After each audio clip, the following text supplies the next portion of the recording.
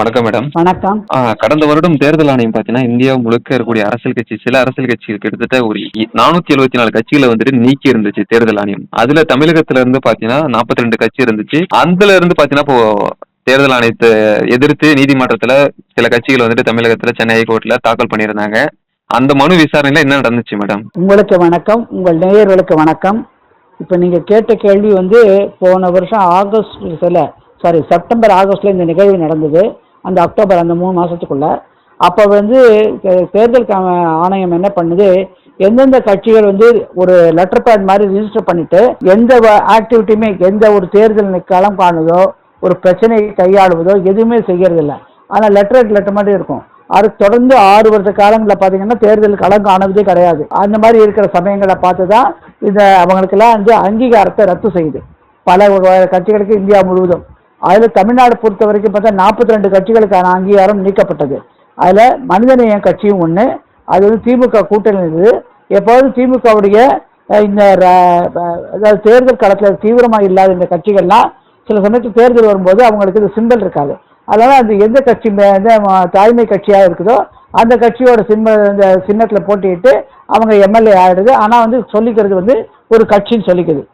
புரிந்த கட்சி, ஏதோ ஒரு கட்சி பேரை சொல்கிறது. அந்த மாதிரி இருந்துக்கிட்டு இருக்காங்க. மற்றபடி எந்த வேலையும் பண்ணுறதில்ல. இது ஒரு வியாபார கணக்காக பண்ணிக்கிட்டு இருக்காங்கிற கணக்கில் தான் உச்சநீதிமன்றம் தேர்தல் ஆணையம் கண்டுகொண்டு அதனுடைய அங்கீகாரத்தை ரத்து செய்தது. அதை எதிர்த்து தான் இப்போ 7 கட்சிகள் நினைக்கிறேன் அவங்க சென்னை உயர்நீதிமன்றத்தை நாடிதாங்க. சென்னை உயர்நீதிமன்றம் அதாவது தேர்தல் ஆணையத்துக்கு எந்த அங்கீகாரமும் கிடையாது எங்களுடைய இதை ரத்து பண்ணுறதுக்கு. நாங்கள் கட்சிகளாக ரிஜிஸ்டர் பண்ணியிருக்கோம். ரிஜிஸ்டர் பண்ணிட்டு தான் இன்றைக்கி நாங்கள் பண்ணுறோம். அதனால் இப்போ இது மாதிரி எங்களுடைய அங்கீகாரத்தை ரத்து பண்ணுறதுனால நாங்கள் தொடர்ந்து வர தேர்தலில் களம் காண முடியாது. ஈவன் லோக்கல் பாடி, அது முக்கியமாக தெரிவிக்க வேண்டியது என்னென்னாக்கா, இந்த கார்பரேஷன் எலெக்ஷனு, பஞ்சாயத்து எலெக்ஷனு, மாநகராட்சி எலெக்ஷனுக்காக ரிஜிஸ்ட்ரேஷன் எல்லாம் இண்டிபெண்ட்டாகவே நிற்கலாம். அது பீப்புள் ரெப்ரசன்டேட்டிவ் ஆக்ட் 29வது ஏல தான் ஒரு கட்சி ரிஜிஸ்டர் பண்ணணும் அப்படி சொல்லிட்டு ஒரு கட்டாயம் இருக்குது. ஆனால் பஞ்சாயத்து எலெக்ஷனில் நீங்கள் பார்த்தீங்கன்னா, கார்பரேஷன் எலெக்ஷன்லாம் இந்த வார்டு மாமன்ற உறுப்பினர் ஆகணும்னாக்கா தனியாக கூட இண்டிபெண்ட்டாக நிற்கலாம். அந்த கட்சி சார்ந்து நிற்கிறது இல்லை. அதுக்கப்புறம் அந்த கட்சி திருப்பி போகலாம்.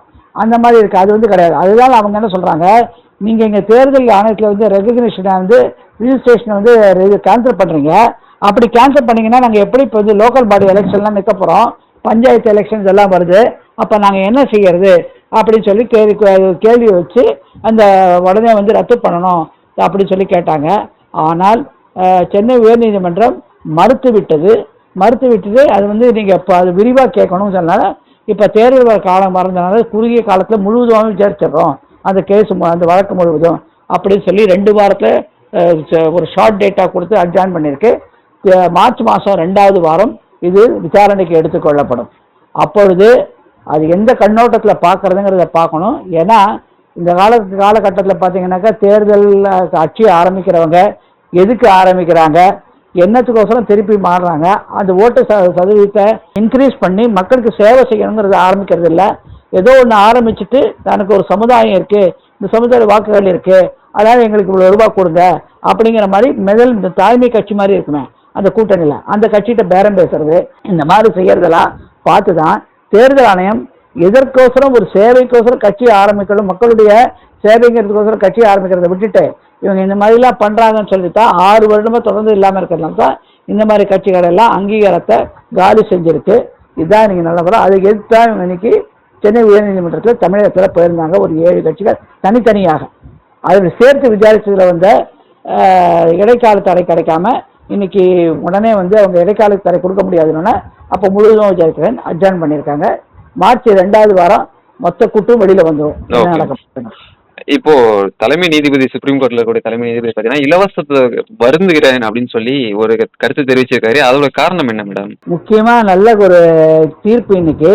அதுவும் இப்போ காலகட்டம் நெருங்கி இருக்குது. 2-3 நாளா, ஒரு 4-5 நாளாவே சொல்லுவோம், 5000 ரூபாய் கொடுத்துட்டோம், 5000 ரூபாய் கொடுத்துட்டோம், 3000 ரூபா முதல்ல பொங்கலுக்கு கொடுத்தோம், இப்போ 5000 ரூபா கொடுத்துட்டோம், 9000 ரூபா கொடுத்துருக்க மாதிரி ஒரே பறத்தம்பட்டை அடிச்சுக்கிட்டு அந்த பெண்கள் வீட்டுக்கெல்லாம் போய் தமிழக முதலமைச்சர் போய் பார்க்குறதும் அவன் நாங்கள் ரொம்ப சந்தோஷமா இருக்கையா அப்படி குத்தாட்டம் போட்டது எல்லாமே தொலைக்காட்சிகளில் இப்போ யூடியூபரில் எல்லாத்தையுமே பார்த்தோம்.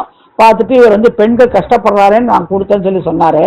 அந்த காலகட்டத்தை கேட்டு தான் நம்மளும் பல பதிவுகள் கொடுத்தோம், எதிர்கட்சிகளும் அதான் கேட்டுச்சு. அந்த காலகட்டத்தில் ஏன் இப்படி நடக்காங்கன்னு சொல்லி தான் கேட்டது.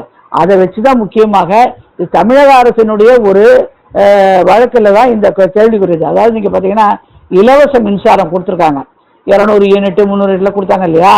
அதில் பார்த்தீங்கன்னா எல்லாருக்கும் கொடுத்துருக்காங்க.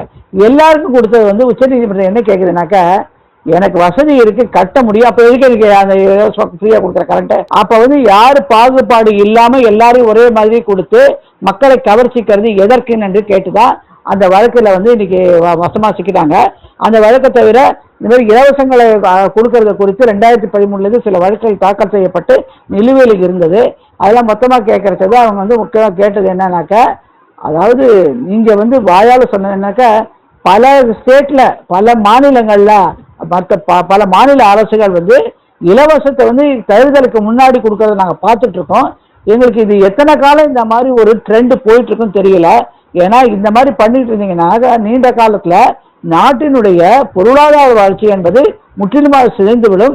அதனால தான் நீங்கள் பண்ணுறச்ச கூட பார்த்தீங்கன்னாக்கா ஒரு பாரபட்சம் இல்லாமல் எல்லாருக்குமே கொண்டு போய் இலவசத்தை சேர்க்குறேன்னு சொல்கிறீங்க. யாரால முடியும் யாரால முடியாதுன்னு கூட பார்க்கறதில்ல, உடனே கொடுக்குறீங்கன்னு சொல்லி எலக்ட்ரிசிட்டி சமாளிச்சது. இது நாட்டினுடைய பொருளாதார வளர்ச்சிக்கு மொத்தம் உகந்தது இல்லைன்னு சொல்லிச்சு. அதையும் தாண்டி இன்னும் எப்படி தான் இவங்க கொடுக்குறாங்கன்னு சொல்றது வந்து ஒரு சமீப காலத்தில் நடந்த தேர்தல்கள் நடந்த அரசாங்க சில மாநிலங்களில் கூட சில நலத்திட்டங்கள்லாம் வந்து திடீர்னு அனௌன்ஸ் பண்ணுறாங்க. அதாவது தேர்தலுக்கு முன்னாடி இது எப்படி வந்து ஏற்றுக்க முடியாது, அந்த நேராகவே வந்து கைப்படையாக வந்து பணத்தை வந்து டிரான்ஸ்ஃபர் பண்ணுறாங்க, பணத்தை அந்தந்த வங்கி கணக்கில் செலுத்துகிறாங்க. இந்த சில அந்த மாதிரி திட்டங்கள்லாம் அனௌன்ஸ் பண்ணுறாங்க. இதெல்லாம் மக்கள் என்ன சொன்னால் சோம்பேறி ஆகும். நல்ல கவனிங்க, பீப்புள் ஒர்க் எனிமோர் இந்த மாதிரி திட்டங்கள் மக்கள்கிட்ட செலுத்த நீண்ட காலம் செய்ய முடியுமாங்கிற ஒரு கேள்வி வச்சது அவங்களை வந்து சோம்பேறி ஆக்குதுன்னு. இது எந்த அமர்வில் வந்தது பார்த்தீங்கன்னாக்கா, உச்சநீதிமன்ற தலைமை நீதிபதியினுடைய அமர்வு மாண்புமிகு நீதியரசர் திரு இந்திரா சூர்யா காந்த் அவர்கள் தலைமையிலும் மாண்புமிகு நீதியரசர் ஜாய் மல்லையா பச்சிங்கிற தலைமையிலையும் மாண்புமிகு நீதியரசர் விபுல் பஞ்சோலி அவங்க 3 பேர் அடங்கிய அமர்வில் வந்தது. அது கேட்டோன்னே இது எப்படின்னாக்கா ஒரு ரிட்டு மனு வந்து தமிழ்நாடு மின்சார பகிர்வு கம்பெனி வந்து அதாவது அதனுடைய சட்டத்தில் அந்த எலக்ட்ரிசிட்டி போர்டு இல்லையா, அந்த அமெண்ட்மெண்ட் ரூல்ஸ் ஒன்று வந்தது 2024. அது 23வது ரூலை கேள்வி கேட்டு 23வது பிரிவை ஒரு கேள்விக்கு குறித்து சென்னை உயர்நீதிமன்றத்தில் ஒரு வழக்கு தொடர்ந்து அதில் அவங்க வந்து தள்ளி ஏற்றுக்கல. அதனால் அதை வந்து எப்படின்னாக்கா அந்த மின் பகிர்வில் மக்களுக்கு எப்படி பிரித்து கொடுக்கறது குறித்தான கேள்வி அது. அந்த கேள்வியான இது வந்து இன்னைக்கு வந்து நிலுவைக்கு இந்த வழக்கானது எடுக்கப்பட்ட போது அந்த வழக்கானது நடந்து கொண்டே இருக்கும்போது இப்போ பார்த்தீங்கன்னாக்கா ஒவ்வொரு மாநில தமிழ்நாடு பொறுத்த வரைக்கும் இந்த மின்சார கட்டணங்கிறது எக்கச்சக்கமாக இருக்குது, அதிகுச்சத்தில் இருக்குன்னு இன்னைக்கு சொல்லியிருக்கேன். இதை தான் நம்ம குறிப்பிட்டோம். 5000 ரூபாய் கொடுத்துட்டு நீங்கள் எலக்ட்ரிசிட்டி பில்லை மின்சார பில்லை வந்து எக்கச்சக்கமாக ஒதுக்குறீங்கன்னா இன்னைக்கு முக்கியமாக ஸ்டேட் அப்சார்பிங் த பில்ஸ், அதாவது உச்சக்கட்டத்தில் இருக்குது அந்த மின் பில்லுங்கிறது சொல்லிட்டு மின்சார கட்டணங்கிறது உச்சக்கட்டத்தில் இருக்குன்னு சொல்கிறாங்க. அதுக்கு யார் இவங்க தமிழ்நாடு அரசுக்கு அப்போ வந்து வாதாடினாங்கனாக்க மூத்த வழக்கறிஞர் திரு கோபால் சுப்பிரமணியங்கிற ஒரு வாதாடினார்.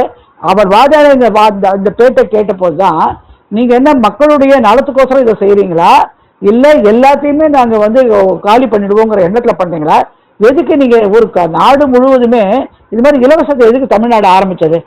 இப்போ நம்ம தமிழ்நாடை பற்றி தான் முக்கியமாக பேசிகிட்டு இருக்கோம். இந்த தமிழ்நாடு ஃபுல்லாகவே இந்த மாதிரி வந்து தமிழ்நாடு ஆரம்பித்தது இப்போ இந்தியா முழுவதும் பரவிடுச்சு. இது என்ன கலாச்சாரம்? இது நாட்டினுடைய வளர்ச்சிக்கு ஏற்றதா? இதை வந்து மக்கள் வந்து பிரித்து பார்க்கணும். மக்களால் கட்ட வசதியாக இருக்கிறவங்க ஒரு பக்கம் கூட எலக்ட்ரிசிட்டி பில் வந்து பேரில் வந்து இலவசமாக அனுபவிக்கணுமா? இது என்னது? இது வந்து ஒரு மக்களுக்கு கொடுக்கக்கூடிய மக்களை வந்து ஒரு கட்டுப்பாட்டுக்குள்ளே கொண்டு வரக்கூடாதா? எங்களுக்கு ஒன்றுமே புரியலையே. இது என்ன ஒரு நாட்டினுடைய வெல்ஃபேர் ஸ்டேட்டா? அதாவது நாட்டினுடைய ஒரு மாநிலத்தோட வளர்ச்சிக்கோசரம் பண்ணுறது சொல்கிறீங்களா? இது எப்படி வந்து இந்த திட்டங்கள்லாம் மக்களுக்கான ரிலீஃப் தீர்வுகள்லாம் எப்படி நீங்கள் ஒரு கட்டுப்பாடு பண்ண மாட்டீங்களா? எந்த ஒரு கட்டுப்பாடும் இல்லாமல் கண்ணை மூடிக்கிட்டு எல்லாத்தையும் வந்து அனௌன்ஸ் பண்ணிக்கிட்டு போயிட்டே இருக்கீங்களே.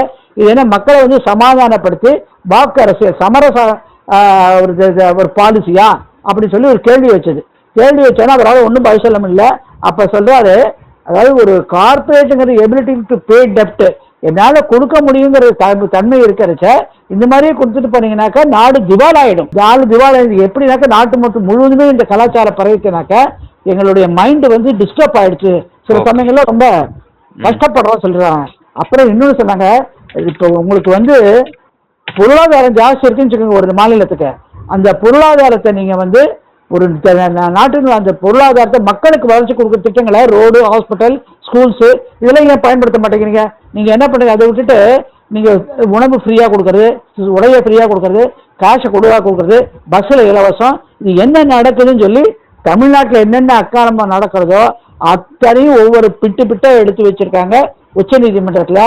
இந்த இலவசங்கள் கொடுக்கறதுனால ஒரு சொல்றது பிளாங்கெட்லி சில சில துண்டாக கொடுக்காம மொத்தமாக அடிச்சு விட்றீங்க.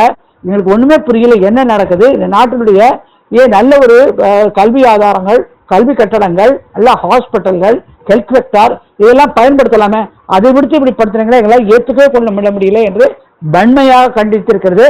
அதுவும் முக்கியமாக பணத்தை, மணி டிரான்ஸ்ஃபர் பிஃபோர் எலெக்ஷன், பணத்தை வந்து நீங்க மக்களிடம் கொடுப்பது தேர்தலுக்கு முன்னாடி எப்படி ஏற்றுக்கொள்ள முடியும் என்று கேட்டிருக்கு உச்சநீதிமன்றம்.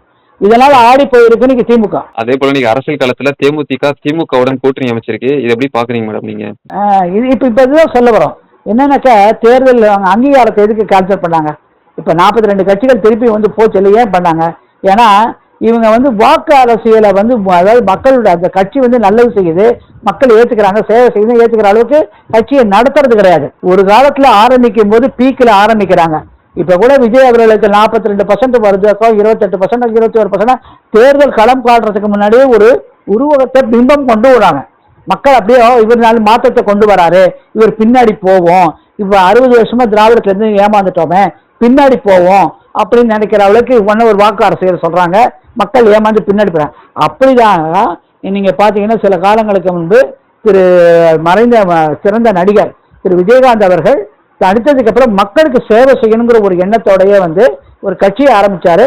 இப்ப இன்னைக்கு கட்சி தொடங்கி இருக்கிற எம்ஜிஆர் அதிமுக கட்சியை தொடங்கிற மூத்த அரசியல்வாதி திரு பண்ருட்டி ராமச்சந்திரனுடைய அறிவுரையை கேட்டு பல நாள் ட்ரைனிங் எடுத்து ஆரம்பிச்சார். அந்த கட்சி எடுத்ததுல அவர் படத்தை நிறுத்திட்டு, படத்துல நடிக்கிறத நிறுத்திட்டு 2 வருஷம் ட்ரைனிங் எடுத்துட்டு அப்புறம் கட்சி ஆரம்பிச்ச போது அது அமோக வரவேற்பை பெற்றது. எங்கன்னாக்கா மதுரைக்கு தாண்டி பக்கத்துல பாத்தீங்கன்னாக்கா நல்ல வேலை. இப்ப கருப்பு எம்ஜிஆர் நினைச்சு தன்னை சொல்லிக்கிட்டாரு. அப்போ மக்களுக்கு சேவை செய்யறதுனால 8.3 மேலாம் வந்தது. அடுத்த ரவுண்ட் ஆஃப் எலெக்ஷன் வரச்சு அவருக்கு அதிமுகவோட கூட்டணி வந்தாங்க. கூட்டணி வந்த போது 21 எம்எல்ஏக்கள் வந்தாங்க.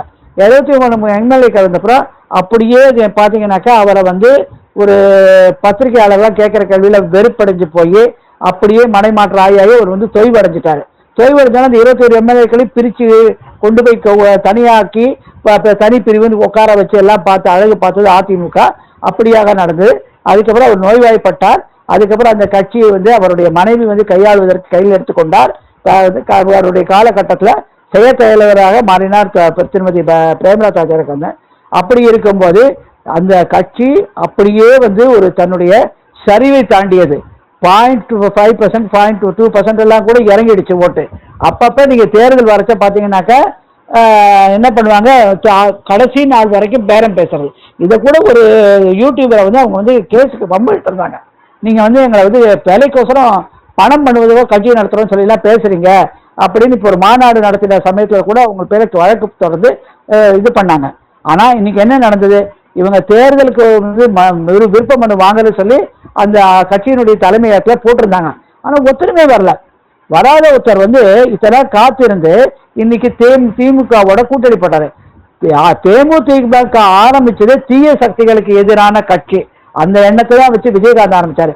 விஜயகாந்த் மேல திமுக தான் இருந்தார் கலைஞர் காலத்துல. அவர் நடத்தப்பட்ட விதம், அந்த கட்சியில நடக்கிற வாரிசு அரசியலை பிடிக்காம தான் மக்களுக்கு நல்லது செய்ய மாட்டேங்கிறாங்க வெளியில வந்தாரு. வெளியில வந்துட்டு அப்ப வந்து இதுக்கு எதிராக தான் அதுக்கான பலனாக அவருடைய கல்யாண மண்டபங்கள்லாம் இடிக்கப்பட்டது. பல கஷ்டங்களுக்கு உள்ளாக்கப்பட்டார். அவர் அதுல மீண்டும் எழுந்து கட்சியை மேல நிமித்தினாரு. அப்படிப்பட்ட தீய சக்தி திமுகன்னு ஒரு கட்சியை எதிர்கட்சியை கொள்கையா வச்சு இன்னைக்கு வந்து திமுக எதிராக வந்து தாவேக ஆரம்பிச்ச மாதிரி ஆரம்பிச்சாரு. ஆனால் இன்னைக்கு என்ன பண்ணிட்டீங்க, பால் நழுவி பழம் முடிந்ததுன்னு ஏதோ சொன்னாரு கலைஞர் வந்து விஜயகாந்த். இன்னைக்கு அந்த தீய சக்தியோட கொண்டு போய் கூட்டணி போட்டிருக்காங்க பிரேமலதா. இது அவங்க தொண்டர்கள் ஏற்றுப்பாங்களா அப்படிங்கிறது முதல் கேள்வி. ரெண்டாவது, இவங்க குடும்ப அரசியல் பண்றாங்க. அதாவது உங்க மச்சான், அத தம்பி, அப்புறம் பிள்ளை, இவங்களுக்கோசரம் இவங்க வந்து சீட்டு வாங்கணும் அப்படி நோக்கத்தோட தான் நிக்கணும்னு. அப்ப அவரை நம்பி விஜயகாந்தை நம்பி வந்த பல சாமானியர்களுக்கு பல உதவிகள் செஞ்சதா இன்னைக்கு அவர் இறந்த போது நிறைய பேட்டி கொடுத்தாங்க. நிறைய பேர் இன்னைக்கு கூட அவர் கோயில் இருக்குன்னு சொல்லி பார்க்க வராங்க. அவர்களுடைய விருப்பத்துக்கு எதிர்மாறால இன்னைக்கு இறங்கி இருக்காங்க அவங்க பிரேமலதா அவர்கள். அப்ப என்ன அவருடைய ஆன்மா அதை ஏத்துக்குமா? விஜயகாந்த் அவருடைய ஆத்மாவை அவர் ஊழலுக்கு எதிராக யுத்தத்தை கையில் எடுத்தாருங்க. இன்னைக்கு ஊழலுக்கு ஒன்றி போயிட்டாங்க.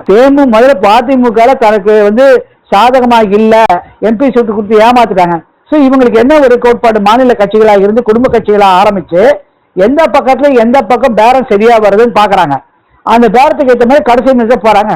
இது நாட்டினுடைய வளர்ச்சிக்கோ இவர்கள் செய்யக்கூடிய நல்லது செய்யறோம் சொல்றதுக்கோ ஏற்றுக்கூடியதாக இருக்காது என்பது இப்ப அதுதான் சொல்றாங்க. பணத்தை வச்சுக்கிட்டு அரசியல் விளையாடுறீங்களா சொல்லி இன்னைக்கு உச்சநீதிமன்றம் கேக்குது. அப்ப குடியரசுங்கிற தன்மையும் சுதந்திர தன்மையும் இழந்து போகுதா நாடு அப்படிங்கிற ஒரு கேள்வி வருது. அது மாதிரி இந்த கட்சிகளை எல்லாம் வந்து தேர்தல் ஆணையம் ரத்து பண்ணணும். தகவல் கொடுத்தமைக்கு நன்றி மேடம். நன்றி, வணக்கம்.